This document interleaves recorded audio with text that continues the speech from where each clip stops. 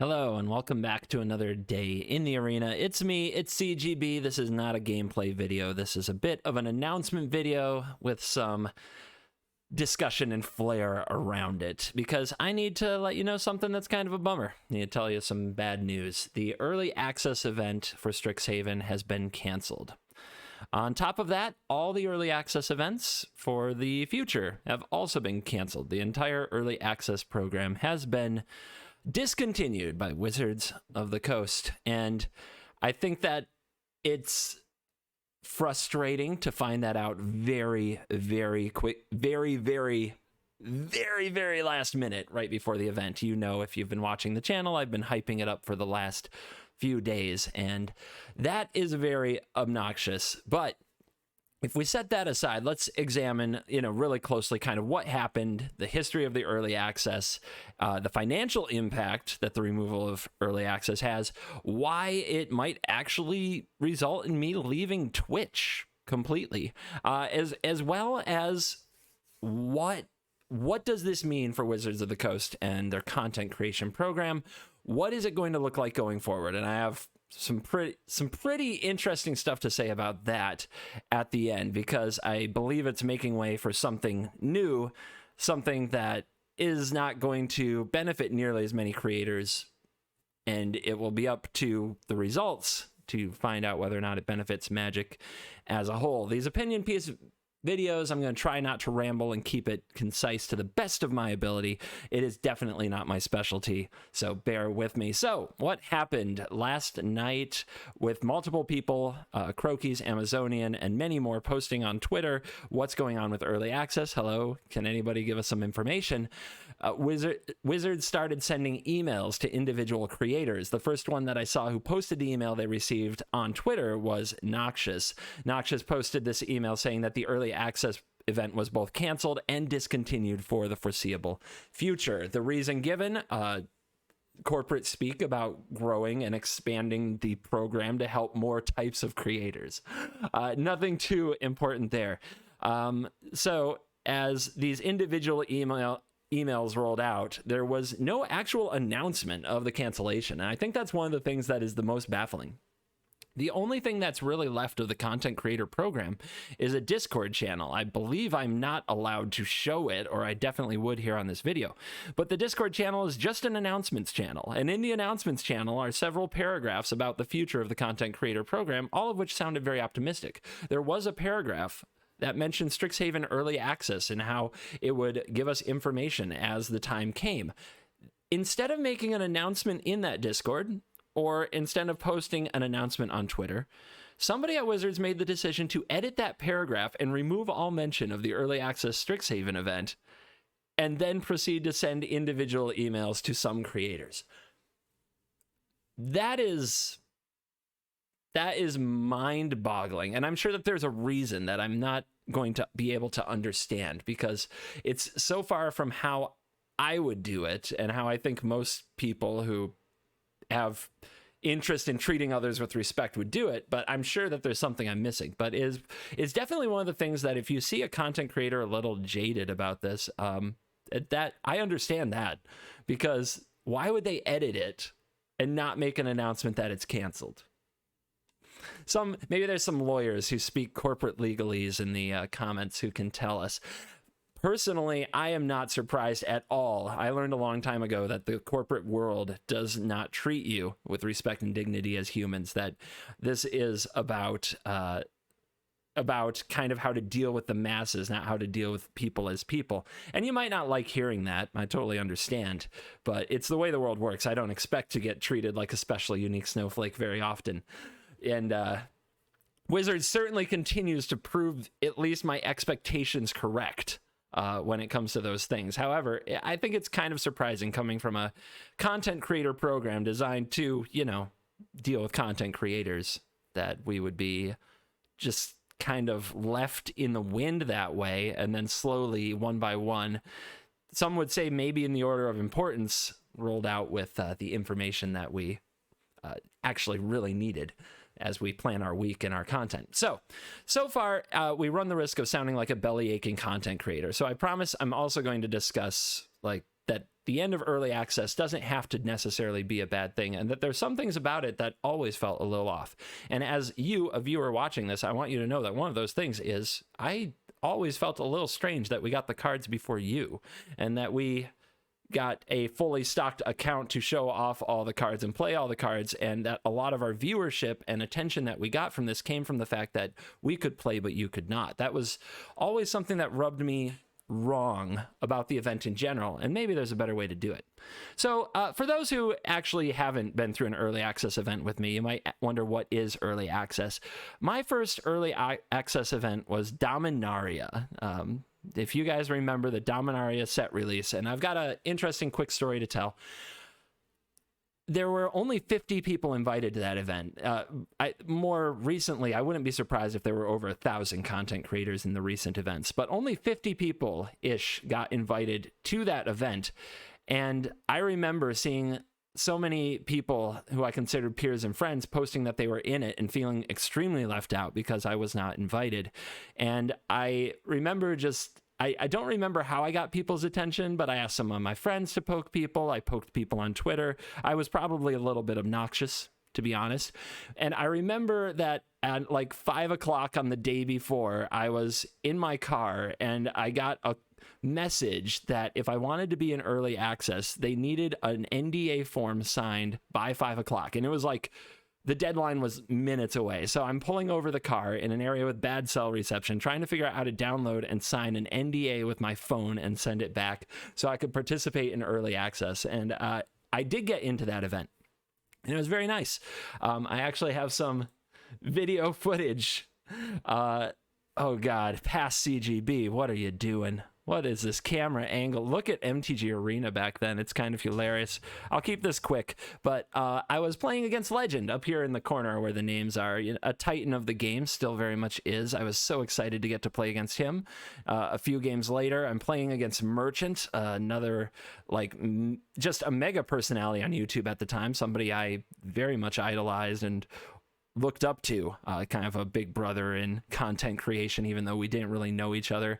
And I was excited to get to play against him in early access. And then there were the MPL members like Paulo Vito Rosa and Brad Nelson, where I just kind of, if you were there, I geeked out every time I came up against one of them. And it was a really cool experience. Over time, the program has grown and expanded and grown and expanded. Like I said, I wouldn't be surprised if there were over 1,000 people in the recent events. And it lost a little bit of that gladiators competing in front of the crowd vibe. Every now and then you get paired against Crokies and you're like, oh yes! But I would go entire events and not play against anybody I even recognized. And I follow a lot of creators on YouTube and Twitch and Twitter. And it would there were times where I came to the end of the show and was like, wow, I didn't really encounter anybody. So it was definitely becoming a very big commoditized thing. And I know, I'm not going to throw anybody under the bus, but I know that there were a lot of people who created their Twitch accounts to play early access. They might have made content in other spaces, and I'm not going to judge what's big enough content, what's small enough content to justify that kind of thing. But there were a lot of people who only had a Twitch account to play early access and then still didn't stream it. And that does tell me that the program maybe needed an overhaul, but what we got was a complete discontinuation, which is very different. I want to briefly talk about the financial impact. I've heard a lot of people say that it didn't really do them any good financially, that it was another stream and that sometimes they had lower numbers on those streams than they did the rest of the year. My experience was really different. It was always my best days of the year, and not close. Like, not close. I looked it up. Right now, it's April 13th. So we're over a quarter of the way through the year. You know, we're closing in on being a third of the way through 2021. 10% of my Twitch revenue for the whole year, came on the Kaldheim Early Access Day, on that one day.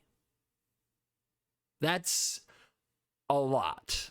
And those events, I think, honestly, it was because of you, the YouTube army, the YouTube audience that would come over to Twitch, not very often, but that one day a year, all gathered and supported the show. And the financial support in those events is the main reason I was still on Twitch, because if I looked at my 2020 year, it was over 40% of my income. My total income on Twitch can be attributed to early access streams, performance during early access streams. This year is going much better on Twitch for non-early access, thank goodness, because it sounds like we're about to lose them. But I don't know if doing Epic release day streams will replace that revenue.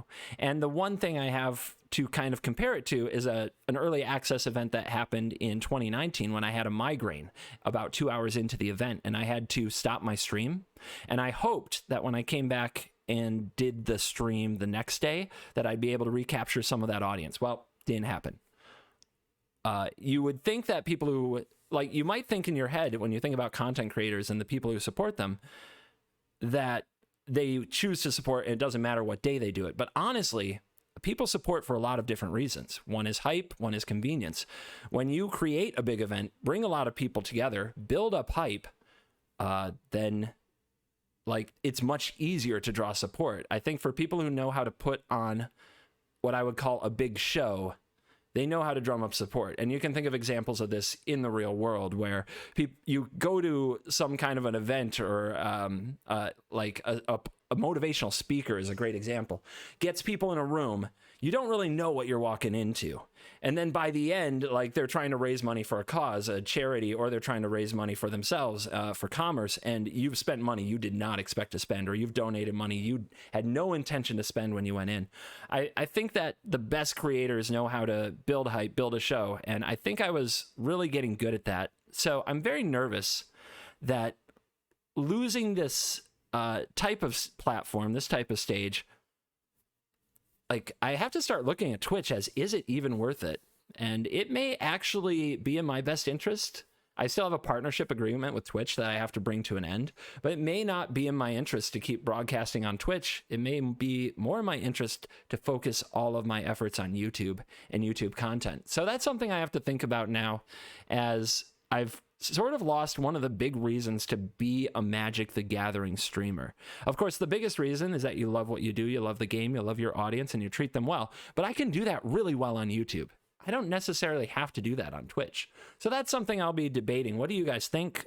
Should I focus all my efforts on YouTube? Would you still go over to Twitch for an release day if I tried to make that into a big event? Or for those of you who have ever joined my early access streams, what I really want to hear from you on, why did you go to that stream? And if you chose to subscribe, cheer, support the channel in some way while you were there, what made you want to do it? Was it the big show feel? Can you explain it? Can you put your finger on it? Let me know. All right.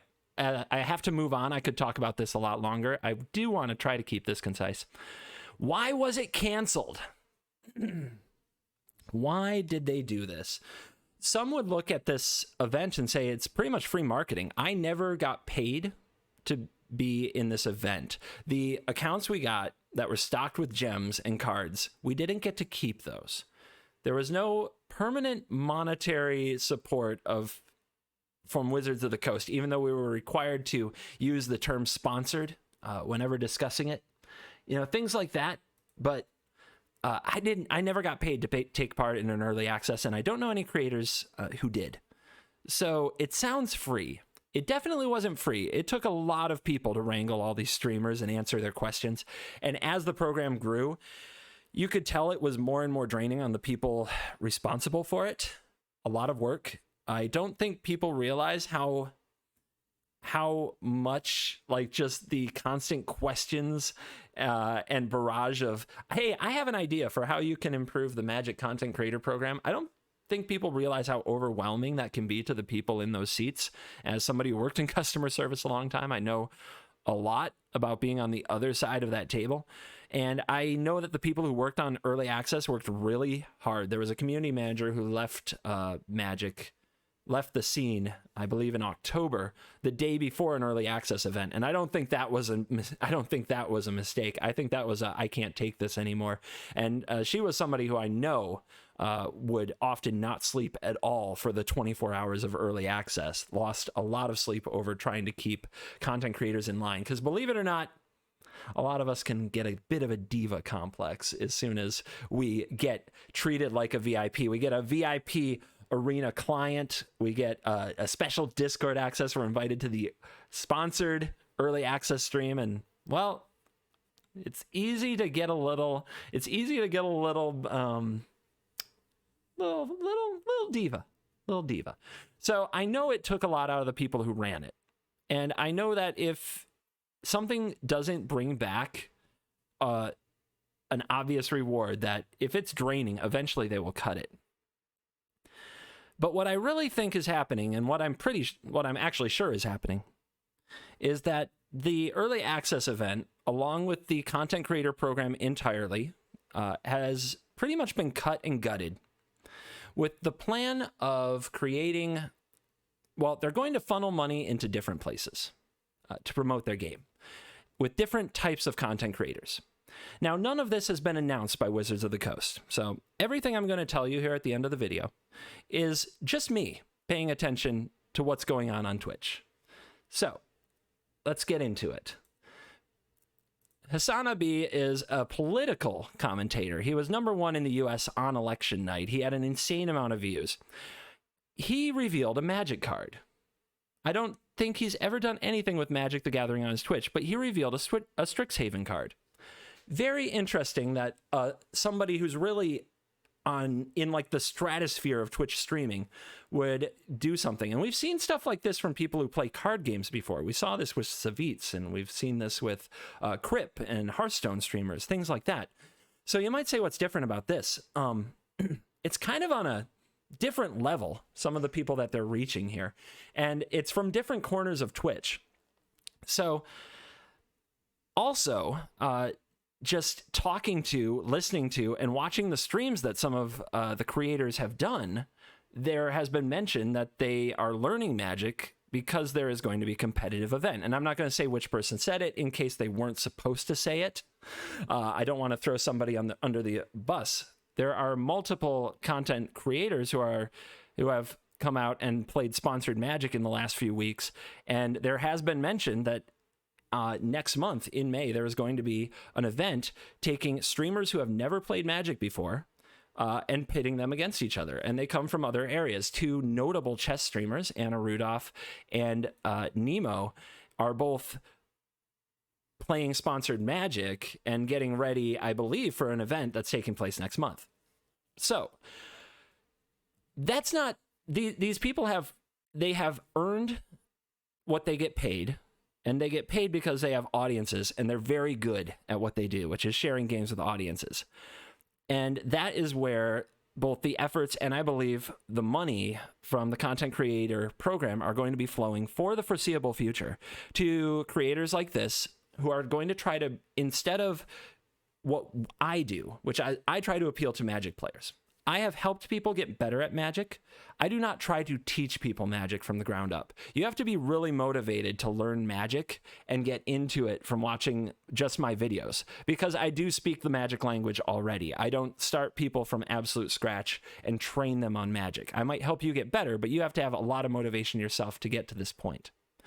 So what we are doing, what this marketing money is doing, is bringing in creators who are going to be new to Magic and try to bring in an audience and members of the audience that are new to Magic. They are trying to reach new customers, as opposed to consistently appealing to the people who already make content for the game.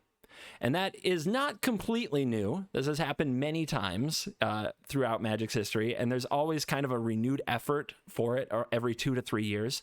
This new regime and this new content creator program, this marketing department of Wizards, I believe their plan is going to be to use their money and to use their access to special events to reach people outside of the world of Magic. And I think that that's not going to change anytime soon. And I believe it's important that I make a video and say something about this now, because somebody will put this on Reddit, and Reddit will get angry, because I remember the Mythic Invitational, when streamers who did play Magic, who wanted to play Magic, many who had played Magic for years, faced a lot of backlash from the competitive community, who felt like, and rightfully, like, this was not in their heads, by the way, who felt like the resources that were part of the competitive play structure were taken away and given to somebody else. And they were very upset. And I think they're going to be upset again. And this time, I think content creators that have been entrenched in Magic are going to be upset with them, because it seems that they're forgetting about, again, the entrenched people who have been their fans and have carried the flag for the game as a lifestyle brand for years. They are taking resources away from them and putting it towards growing the game through other avenues. And I believe it's very important to say this now. Do not take this out on the streamers. They earned the right to charge a fee to bring their audience to this game if they're getting paid. I believe they are. I'm not positive. I don't know for sure, but I would believe that they can command fees to play this game that they haven't played and share it with their audience. And they have earned that. And they do not deserve the hate. I remember Savitz, what happened to Savitz. Savitz got put in a terrible position. He was offered an MPL contract and he took it. He didn't know that, or maybe he did, but it's arguable how much he knew about it. But there were a lot of people who took that as a slight, that somebody who played another game and had one good tournament result got this invite to the MPL. And he faced a lot of crap for it that he never deserved. Who wouldn't take that contract? We were upset at the wrong person. And a lot of people took it upon themselves to make Savitz's life, well, they tried to make it miserable. I don't know if they succeeded. Hopefully he's got a thick skin and the walls built up, as many streamers do, and he didn't take any of that to heart. But he doesn't play Magic. I haven't seen him play Magic in a long time. However you feel about this, if you're a content creator, a fan, or a Magic the Gathering competitive player who feels like a lot of what used to be yours has been taken from you and given to others by Wizards of the Coast, please do not be upset with the content creators and their fans. We want them to come play Magic, and we want them to share the game with their fans, and we want to grow Magic. Growing Magic is important. Magic should not be a thing that we put walls around and say, this is our thing. It should be a thing that we say, more people, please come check out this thing. That's what I've dedicated this channel and, in many ways, my professional life, creativity, and all the energy I can muster in a given day to doing, is sharing the game I love with more people. And if you guys out there who are feeling that the way Wizards has done things is bad, and you want to lash out, and you lash out at other streamers coming into the game, you're doing a disservice to all of us. The current streamers, the current players, the fan base, and all of them. And it's frustrating because there isn't really somebody to lash out at. You can lash out at Wizards, you know they're pretty much going to ignore you. And lashing out at streamers, sometimes you see reactions and you feel good about that, but it's not the way. The Mandalorian would tell you this is not the way. So I'm sure that in the next few weeks, very soon, there's going to be an announcement. I'm sure that announcement will feature a lot of names of very prominent streamers from outside of Magic. There might be Hearthstone. I don't know. I know that there will be some from chess. There might be some from just chatting, political commentary. There might be some from shooters. I really don't know who they will all be. They will probably, knowing Wizards, be paired with MPL coaches, because they love to use their MPL contracted players for all kinds of things related to press. And they will be battling each other. And I bet it will be for a lot of money. I bet it will be for money that we wish and remember was part of OP, and that we wish would get donated to something like the content creator program for Magic streamers. But lashing out at the streamers and their fans is not the way. So hopefully I got that out now. I haven't seen many people talking about this, and there hasn't been a formal announcement. If there's going to be any backlash, outrage, I hope you can get it out now, so that when the announcement comes down, you can be supportive of the players and welcoming of their fans, and you can be critical of Wizards. Just make sure you point the damage at the right face, if you know what I mean, mono red mages. All right, I'm sorry that early access isn't going on. I will be going live anyway to do my own version of early access to CovertGoBlue's deck box, as we try to build some decks for the event. I plan to stream that day. I plan to put on a show for all of you, and I'm still going to do it, because that's what I'm about. When there are fans and fans want to be entertained, and I said I will show up, I show up. It's what I do. So hopefully I will see you tomorrow during early access on CovertGoBlue's Twitch channel. It won't be the sponsored Wizards of the Coast Strixhaven early access. It'll be my own little take on things. And I hope to see you all there. If you feel like supporting the channel, that would be awesome. And I will do my darndest to have a really awesome release day stream on Thursday. So come out to Twitch on Thursday if you want to see new cards in action. Thank you for watching this video. I know it's a lot of me talking. I know it's a lot of ramble, and I appreciate you very much for spending time from your day with me. As always, I will see you in the next video. You're cool.